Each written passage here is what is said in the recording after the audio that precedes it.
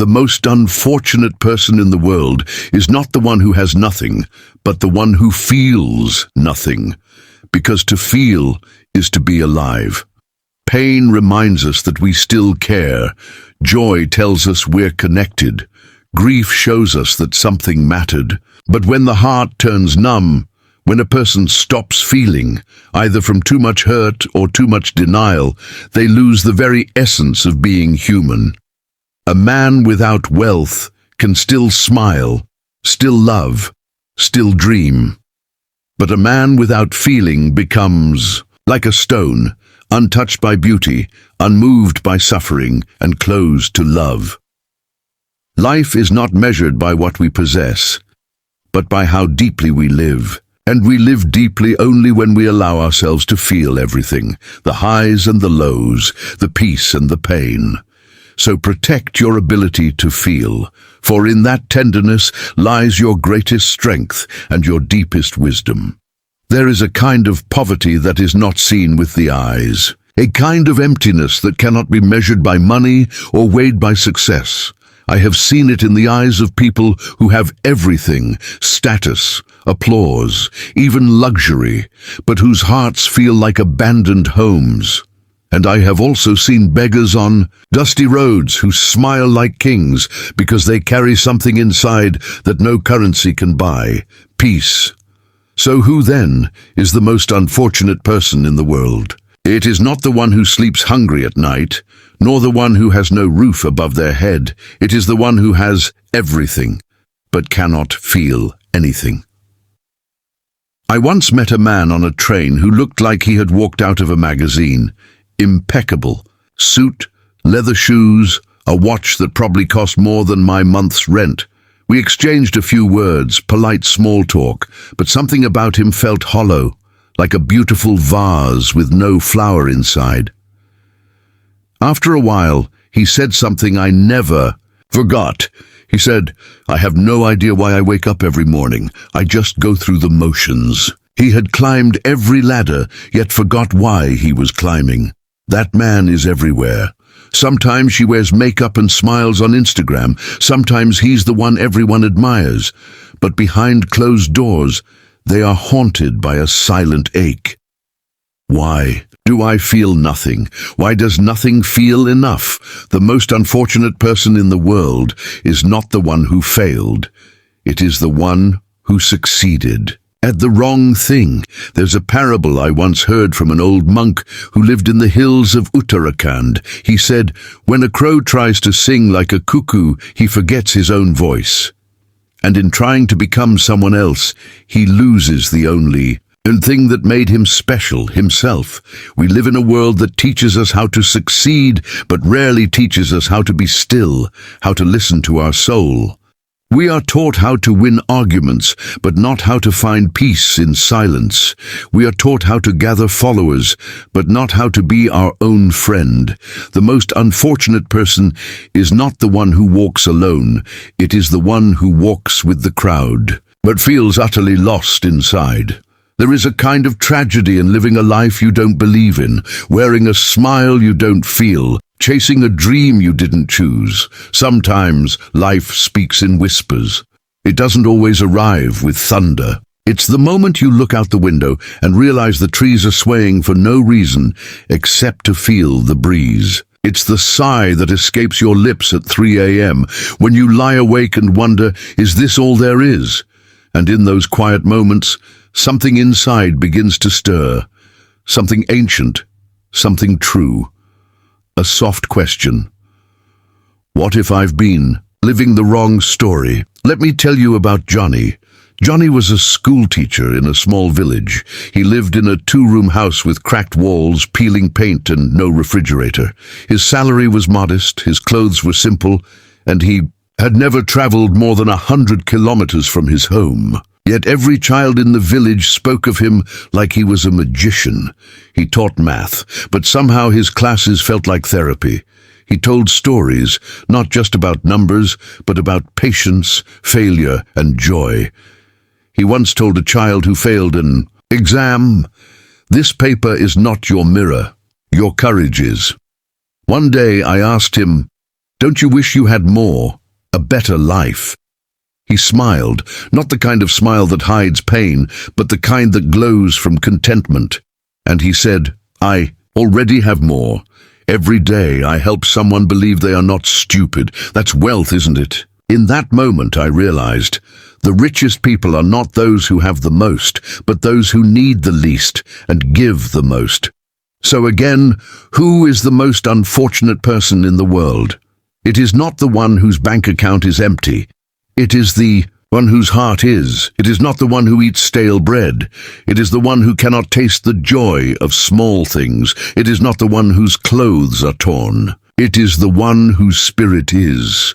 The most unfortunate person is the one who is surrounded by noise but has no inner song. The one who keeps running faster and faster but has forgotten what they're running towards. The one who lights up everyone's world but sits in darkness themselves.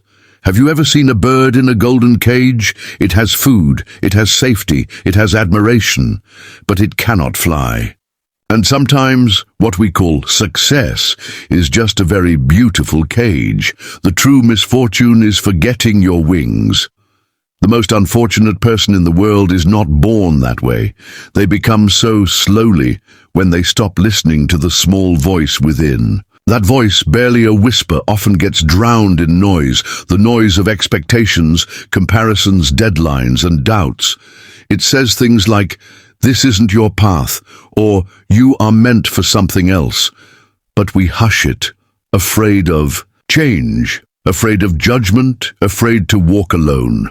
I once sat beside a woman in her 70s, watching the sun set across a quiet field. Her name was Asha, and her face carried the lines of 100 storms and the softness of someone who had made peace with them all. She told me something that broke my heart open. "You know, I spent 40 years trying to be a good wife, a good mother, a good daughter-in-law, and I did everything right, but I never asked myself, who am I when I'm not being good for someone else?" And then she looked at me with a smile like a lotus growing from the mud and said, "It took me this long to realize I was never meant to just serve roles. I was meant to be me. Now I paint, I sing, I walk barefoot on the grass. I may be old, but I feel free." There are so many Ashas around us, people who live their entire lives fulfilling duties, ticking boxes, wearing masks, never pausing to ask if those masks were meant for them. And when their hair turns grey and their children move away, they are left with one question echoing in the hollow chambers of their soul. Where was I all this time? That is misfortune, not poverty of money, but poverty of presence. True misfortune is not being rejected. It is rejecting yourself every day, piece by piece, just to fit into a life that doesn't feel like home. The most unfortunate person is the one who silences their inner voice so much for so long that one day it no longer speaks. But here's the truth. No one tells you. You can begin again. No matter how old, no matter how lost, no matter how broken you feel, there is still a corner of your soul that remembers who you were before the world told you who to be. That's the miracle. A broken pot may leak, yes, but in doing so, it waters the earth below it. Your pain is not your prison. It can be your purpose if you allow it. And sometimes, just one honest moment can turn your whole life around. I remember a young boy, maybe 12, who came to our monastery one summer with his parents. He was quiet, kept his head down. One afternoon, I found him sitting under the Bodhi tree, crying silently. I sat beside him and asked gently, "What's hurting?" He wiped his tears and whispered, "Everyone wants me to be first in class, but no one asks me what I love. I love sketching birds." I didn't have wise words for him. I just said, "Then draw your birds, child. Let them be your truth." A few years later, he mailed us a drawing of a phoenix rising from ashes. On the back, he had written, "This is me now." How many people would rise if only someone reminded them it was okay to be different, to be soft, to be uncertain, to be themselves. So let this be that reminder. You are not here just to meet expectations. You are not here to be busy until you're buried. You are not here to prove your worth. You are here to be awake. Because the most unfortunate person is the one who sleeps through life with eyes open. They walk but do not arrive. They speak but do not connect. They hear but do not listen. They breathe but never truly feel alive. But oh, when you start to see life not just as a race to win, but as a garden to tend, something begins to shift. When you sip your tea and truly taste it, when you hug your child and feel it, when you sit by yourself and don't reach for your phone, then you begin to reclaim what was lost, and you begin to move from misfortune to meaning. Because real fortune is not found in things, it is found in moments, in being where you are, with all your heart. Like the old gardener I once met in Ladakh, his back was bent, his hands cracked by sun and soil, but his eyes danced. I asked him why he smiled so much. He said, "Because I plant seeds. That's all. Some will grow, some won't. But planting makes me feel alive. That's it, isn't it? The difference between the fortunate and the unfortunate is not in what they receive, but in what they give meaning to. One watches the rain and complains of wetness. The other opens their arms and drinks in the sky. So if you've ever felt empty, even when surrounded by things, know this. You are not alone, and you are not broken. You are simply being called to come home to yourself. Take the long way home. Sit by the pond. Listen to birds. Write that letter. Apologize. Laugh loudly. Cry honestly. Start over. Say no. Say yes. But say it from your soul, because the real misfortune is not dying with nothing. It's dying with everything except yourself. So now we return to the question, who is the most unfortunate person in the world? Is it the poor man who sleeps beneath the sky, or the wealthy woman who stares at her ceiling in silence night after night? Is it the child who fails at school, or the adult who forgets to play? Is it the lonely, the unloved, the lost? No, it is the one who is asleep while living, the one who never stops to ask, what makes my heart sing? The one who wears every mask perfectly, but forgets their own face. The one who dies long before their body does. But here's the miracle that life offers you each morning. You can stop being unfortunate right now.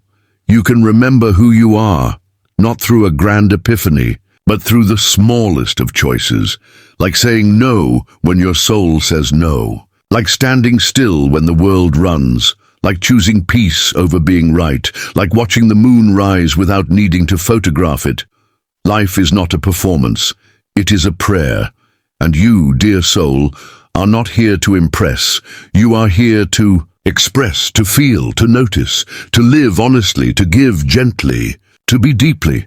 I've seen people awaken at the age of 70 and reclaim the joy they buried in their 20s. I've seen young children, wiser than adults, reminding their parents to breathe. I've seen monks with nothing offer more than billionaires. I've seen mothers who have lost children still find light in flowers. I've seen men broken by grief rebuild their lives with kindness. You are not too late. You are not too far gone. You are not too small to matter. You are not your misfortunes. You are your response to them. Let me leave you with one story. In a monastery in the Himalayas, a young novice once asked his master, "How do I know if I'm living the right life?" The old monk smiled and handed him a candle. "Light this," he said, "and walk the temple." The boy obeyed.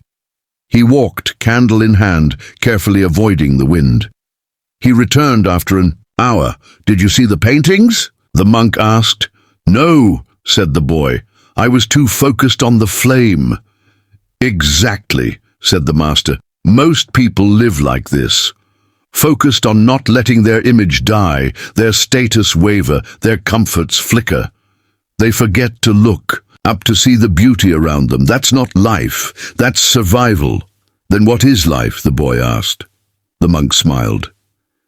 "Life is walking with the candle, yes, but also stopping to notice the art on the walls, to feel the wind, even if it risks the flame, And that, dear reader, is the essence. Live your life in such a way that even if the world doesn't applaud, your soul smiles. Let your measure of success be peace, not applause.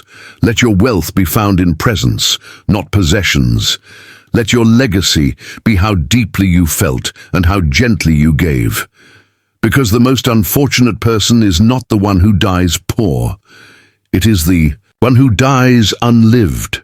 So take a breath. Take it slowly. Look at your hands. They've held joy and sorrow. They've built, broken, prayed, healed. Place them on your heart. It's still beating, which means your story is still being written. Write something beautiful, not with ink, with intention, because you too are meant to rise. And now, having walked through these truths, pause once more and listen deeply, because this journey is not about grand gestures, but tiny awakenings. The most unfortunate person in the world is still breathing. So are you. And as long as breath fills your lungs, you have the sacred chance to choose differently. You can choose to carry your burdens lightly, like the river carries stones, not to crush, but to shape its course. You can choose to embrace your wounds, knowing they are the secret doorways to your compassion. You can choose to befriend your fears, for they are only shadows cast by the light you have not yet met. You can choose to sit in silence and meet your own soul, the friend you have been searching for all your life. Life does not ask you to be perfect. It asks you to be present. When you stumble, and you will, remember that the earth holds you, gently, as it holds every fallen leaf. When you feel lost, know that even the stars get lost behind clouds before they shine again. When sorrow visits, welcome it as a teacher who shows you the depth of your heart. Because to live fully is to embrace both the darkness and the light. The path to peace is not free from storms. It is learning to dance in the rain. And this dance is your birthright. So be patient with yourself. Speak kindly to the mirror. Rest in the knowledge that you are unfolding, just as the lotus unfolds. Slow, deliberate, pure. In a world that rushes to the finish line, may you find the courage to slow down and savor the journey. In a world that measures worth by achievements, may you discover your worth in simply being. In a world that fears silence, may you find your sanctuary within the quiet spaces of your own heart. The most unfortunate person is the one who forgets these things, but you, beloved soul, you remember. And that is why you are already fortunate, beyond measure. So go gently, go kindly, and carry this truth wherever you walk. You are enough, you are whole, you are deeply, beautifully alive. And in this life, that is the greatest fortune of all. Before you close this chapter of reflection, remember, this life is never about perfection, it is about returning. Returning to yourself again and again, like the tide that never tires of embracing the shore. Each morning is an invitation to begin anew, to rewrite your story not with grand strokes, but with the gentle brush of intention and presence. You may have been unfortunate in many ways, lost dreams, broken promises, empty spaces, but none of these define your being. They are but the soil from which your strength will grow. The most unfortunate person is the one who forgets this resilience inside them. But you, yes you, carry within a spark that no storm can extinguish. So nurture it, feed it with kindness, water it with forgiveness towards yourself and others. Be patient when the flame flickers. Storms teach the fire how to burn stronger. Look for beauty not only in the light but also in the shadows, for shadows give depth to the light. Walk gently with your story, knowing that every step, even the faltering ones, are part of the sacred dance of becoming. And when you feel the weight of life pressing down, breathe deeply and say, I am here, I am present, I am learning to live fully. The most fortunate life is not one without suffering, but one where suffering has been transformed by love, by awareness, by the courage to be real. So live with an open heart, love with an open heart, and let your heart be your compass. For when you do, even the darkest night becomes a gateway to dawn. And that, dear one, is the greatest fortune we can ever know. As you carry this reflection, with you remember, life's true richness is not in how much you hold, but in how much you let go. Let go of expectations that weigh your spirit down. Let go of regrets that chain your heart. Let go of comparisons that steal your joy. The most unfortunate person clings tightly to illusions of control and perfection. But you, who have read these words, can choose to loosen your grip. You can breathe into the uncertainty, trusting that life's mystery is a sacred dance, not a puzzle to be solved. There is wisdom in humility. The humility to say, I don't know, and still move forward. There is grace in gratitude, the gratitude that turns even the simplest moment into a miracle. So when you rise tomorrow, greet the day as a friend, smile at your reflection as a companion, speak kindly to your own soul, because in this simple kindness, in this quiet acceptance, you transcend misfortune. You become a beacon of light, not because you have no darkness, but because you shine in spite of it. May your heart remain open, your mind clear, and your feet steady on the path that is uniquely yours. And may you always remember, the most fortunate life is the one lived with courage, compassion, and an open heart. Now, with all this in your heart, the question remains, not just who is the most unfortunate person in the world, but what will you do with this understanding? Will you let it change the way you see yourself, the way you treat others, the way you walk through each day? True wisdom is not in knowing alone, but in living what you know. The most fortunate are not those free from pain, but those who carry their pain with dignity and use it to light the way for others. So let your life be a quiet revolution, one kindness at a time, one moment of presence at a time. Speak words that heal, not hurt. Offer hands that lift, not push away. Listen deeply, without judgment. And when the world seems harsh and unforgiving, remember the power of gentle resilience, the strength in softness, the courage in vulnerability. You are invited now to rise from misfortune, not by escaping it, but by transforming it. This is your sacred work. This is your gift. The greatest fortune is to live a life that matters, to live awake, aware, and full of love. May your days be filled with this fortune. May your nights be peaceful with this knowing. And may you, in all things, discover the extraordinary blessing of being truly alive. There is a sacred unfolding that happens when one begins to truly see. To see beyond the surface, beyond the daily grind, beyond the masks and roles we play.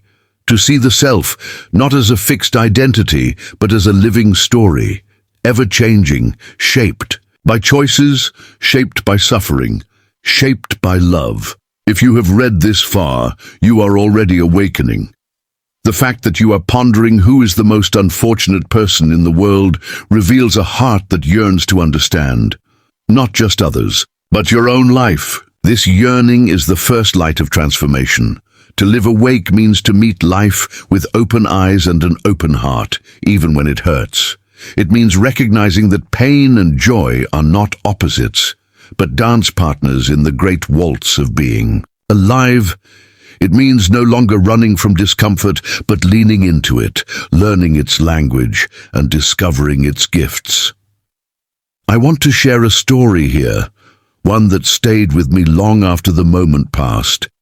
Several years ago, I met a man named Raghav. In a remote village, he was a simple farmer, weathered by years of sun and toil. When I asked him about his life, he smiled gently and said, I have lost many things, my home in a flood, my eldest son to illness, my strength to age, but I have not lost my gratitude. I asked him how he found gratitude in such loss. He told me, when the flood came, it washed away my crops and my house, but it also washed away my pride. When my son died, I cried until I thought my heart would break. But in that breaking, I found a space for compassion I never knew I had.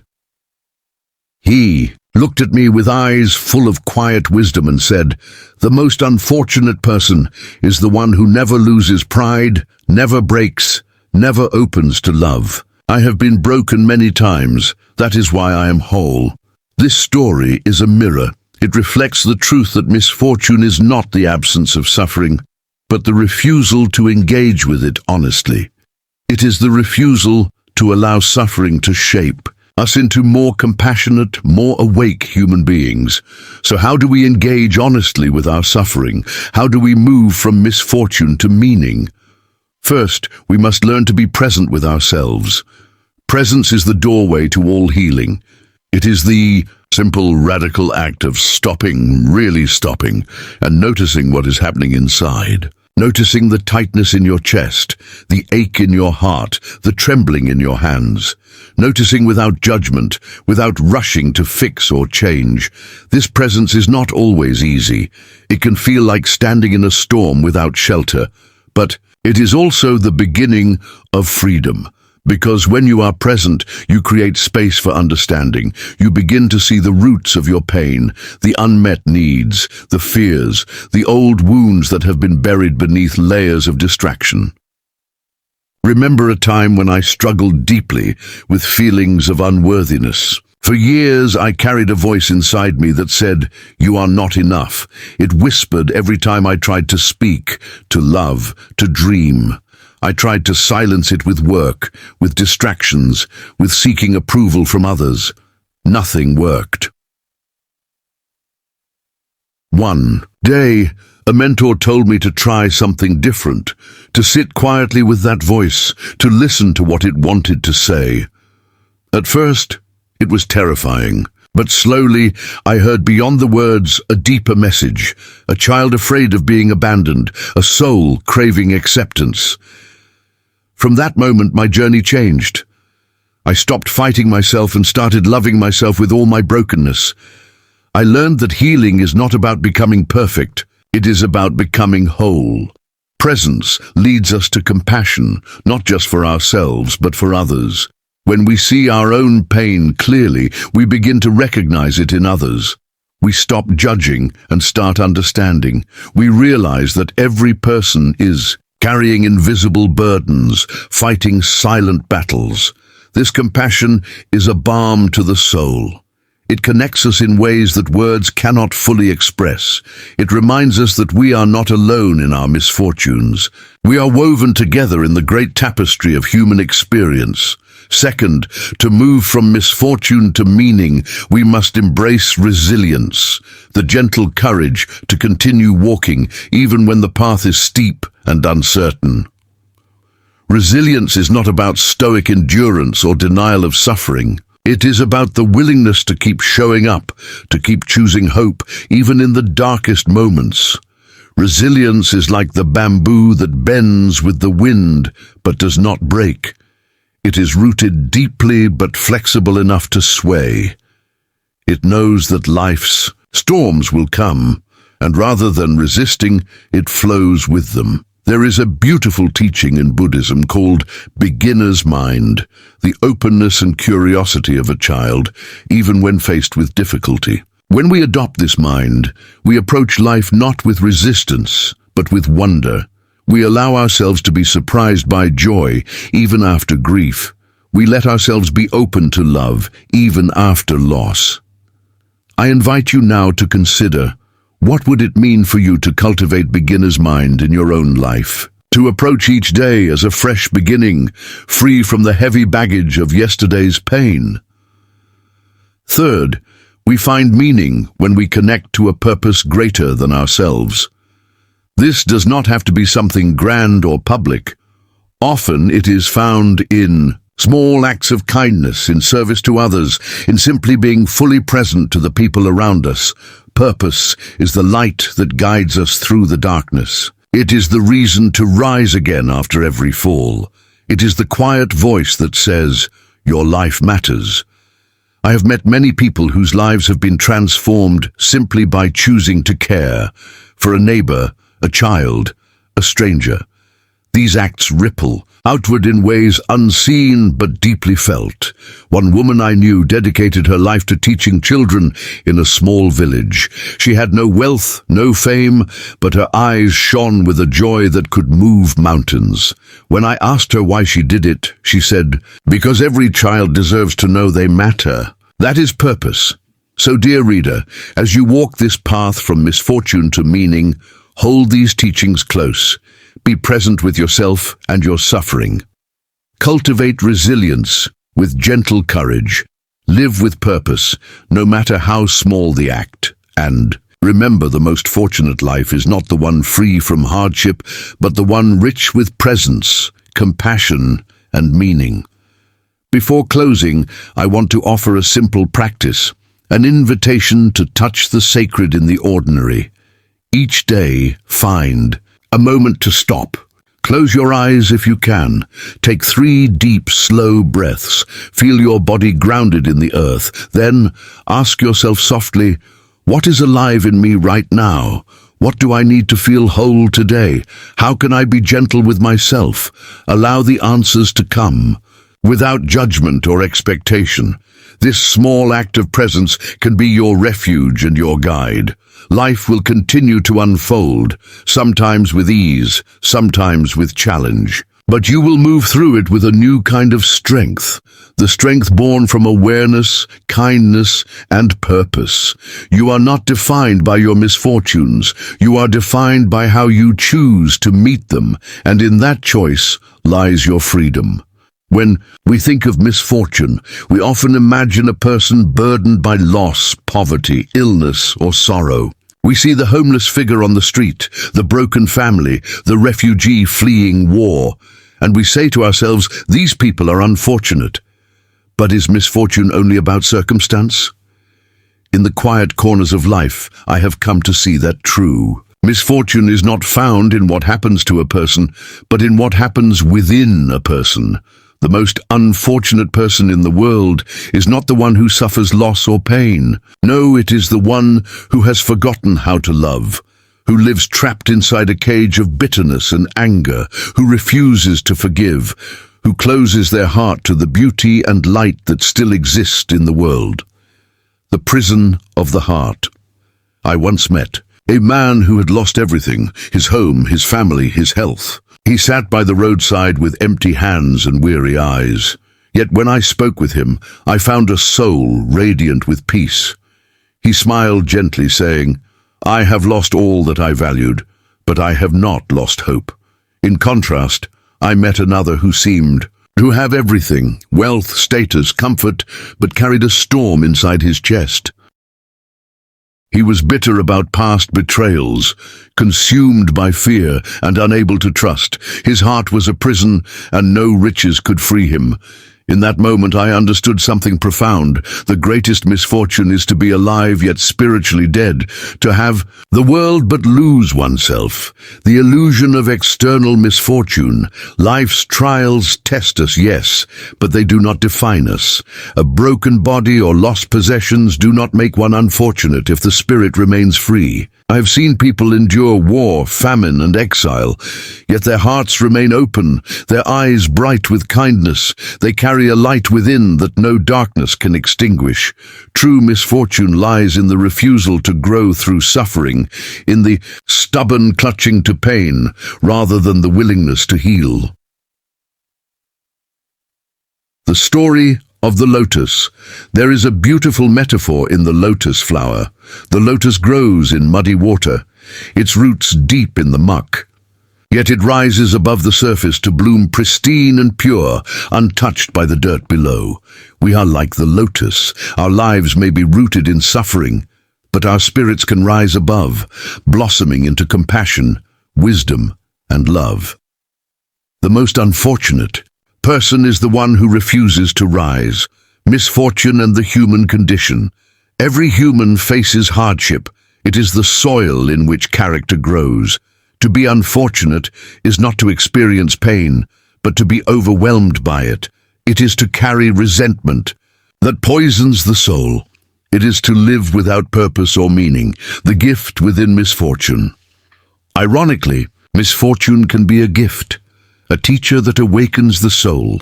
Suffering invites us to question what truly matters. It strips away illusions, forcing us to look deeply at who we are. Through pain, we may find humility, empathy, and strength. The person who embraces this truth is never truly unfortunate. The path to freedom, the path out of misfortune, is forgiveness of ourselves and others. It is gratitude for the breath, the sun, the small moments of joy. It is acceptance of life's impermanence and the mystery beyond. It is love, the great healer that transforms wounds into wisdom. An invitation to reflect. If you feel unfortunate, pause and ask yourself, is my heart open or closed? Am I holding on to pain that I can release? Can I find a small spark of gratitude today? Sometimes the greatest shift begins with a single breath, a quiet decision to soften, to forgive, to hope. So, who is the most unfortunate person? Not the one with empty hands, but the one with a closed heart.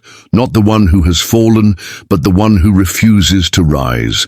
Not the one who suffers, but the one who cannot see the light within suffering. May we all learn to open our hearts, to heal, to forgive, to love, and in doing so, become the fortunate souls who shine even in the darkest night. Who is the most unfortunate person in the world? At first, the mind answers quickly. Perhaps someone who is poor, someone who is sick, someone who has lost everything in war or disaster. The world has many tragic faces, but as I began observing life more deeply, not just on the surface, but at the level where the soul whispers, I saw something different. I have met people who had nothing, and yet their eyes sparkled with joy. I have also met people who had everything, and yet their hearts were empty and dry. And so I say to you, not as a philosopher, but as one human to another.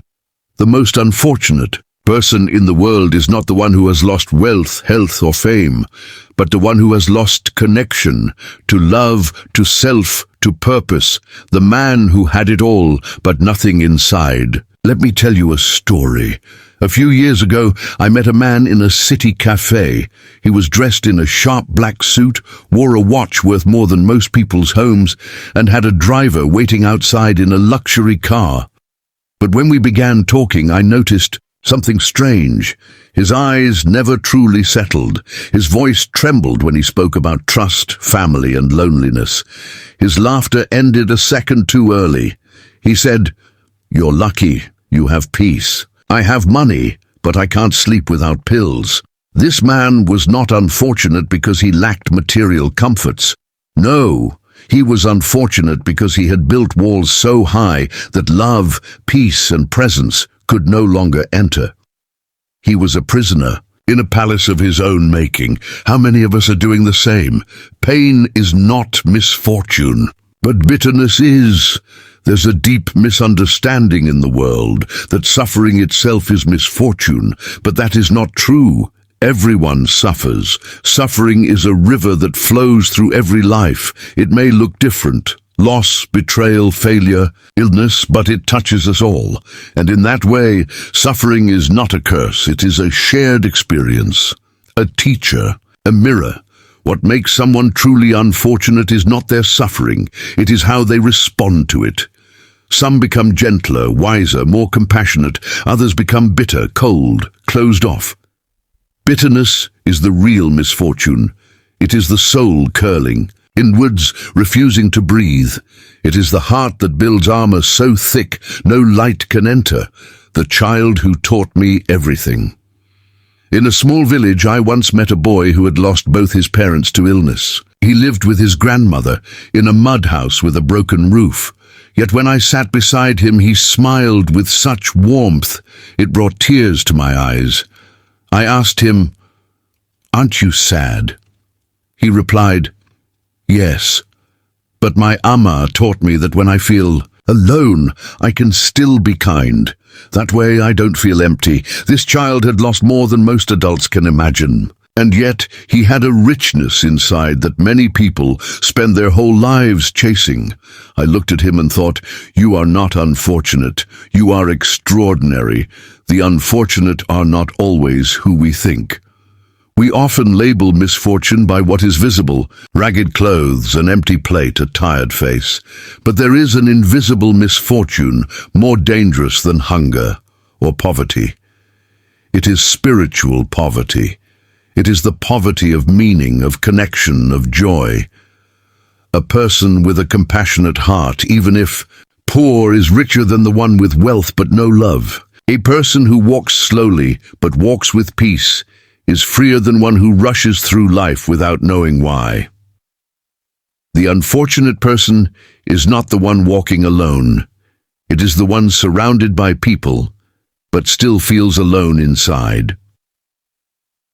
The power of perspective. I met an old monk who told me, "He who sees life as a punishment will never know joy, even in paradise. But he who sees life as a gift can find heaven even in suffering." That is the secret. Your external situation can be painful, but your inner world is your true home. If your inner world is filled with light, then even your darkest days carry meaning. But if your inner world is filled with blame, hate, or numbness, then even sunshine will feel cold when we lose ourselves. The most unfortunate person in the world is not the one who loses a job or a loved one.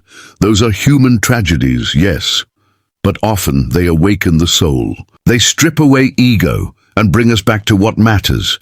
The real misfortune is to lose oneself, to forget who we are beneath the noise. Many people grow up chasing things others told them were important. They never stop to ask, "Does this bring me peace?"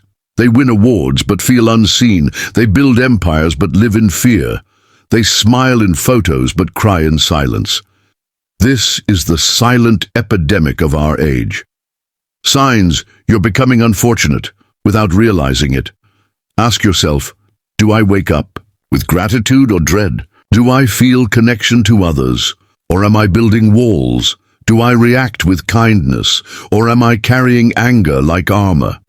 Do I make time to reflect, or am I running endlessly from myself? Unfortunate people are not always obvious. Sometimes they are. The loudest, the busiest, the most celebrated. But inside they are empty, dry, exhausted. There's a reason why saints, sages, and poets have always talked about the heart, not the mind, not achievements, not image, because the heart is the only true measure of how alive we are. When the heart is open, even suffering becomes sacred. When the heart is closed, even abundance becomes hollow. An open heart can turn a meal of rice and salt into a banquet. A closed heart can turn a 5-star feast into tasteless ash. So if you ask me again, who is the most unfortunate person? I would say gently, it is the one who has forgotten how to feel, how to love, how to sit in silence without fear, reclaiming our fortune. The good news? Misfortune of the heart is not permanent. We can return, we can forgive, we can feel again, we can soften. It doesn't matter what we've lost. What matters is what we choose to awaken inside ourselves today. Here's how we begin. Sit in silence. Each day, just for a few minutes, not to escape life, but to meet yourself. Let go of one grudge, even a small one. Each grudge is a stone on your chest. Speak kindly to yourself. To others, kindness is a form of resurrection. Notice beauty in a flower, a child's laugh, the wind on your face. This will remind you that you are still alive. Remember, your soul is still whole. Even if life has broken parts of you, your soul remains untouched, like the sky behind the storm. The most unfortunate person is not the one with an empty pocket, but the one with an empty spirit. Not the one whose hands are scarred, but the one whose heart is closed. Not the one who cries, but the one who has forgotten how to cry. Misfortune is not what life gives you. Misfortune is what you allow life to take from your soul. But you, dear reader, still have time. If you are breathing, you are not finished. If you can feel, you are not lost. If you can love, you are already rich. Let that be your return to fortune.